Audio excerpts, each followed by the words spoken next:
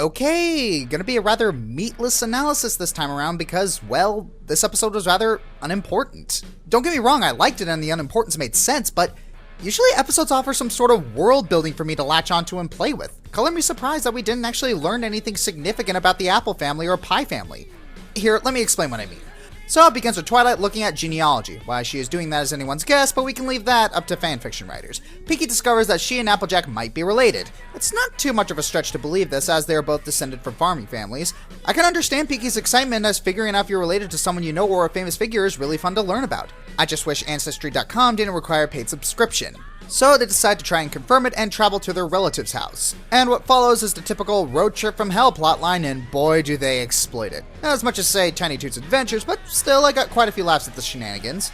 I really like the morals the show gives about families, and this one is no different. I like how the show constantly compares family and kinship to friendship, but still treats family with a special dignity. I'd also like to say that Applejack is my second favorite of the main six, and this episode exemplifies why. She's very tight-knit with her family to the point where she ties her identity to it. She's also very tough on herself. Despite all the good and helpful things she does, she rarely cuts herself some slack. She also has a tendency to make herself physically suffer and tell half-truths in order to keep others' opinion of her high when all she's really doing is lowering their opinions of her. And again, in this episode, she wants to tell another half-truth by only showing Pinkie the good side of her family. And before the Applejack is the element of honesty and shouldn't lie brigade comes, this is still keeping with Applejack's character. Almost every time Applejack told a half-truth is because her pride got in the way. Even though Applejack has the virtue of diligence, as in she showcases integrity and fortitude, her vice is pride, which constantly gets in the way of her being completely honest. And this makes her a three-dimensional character.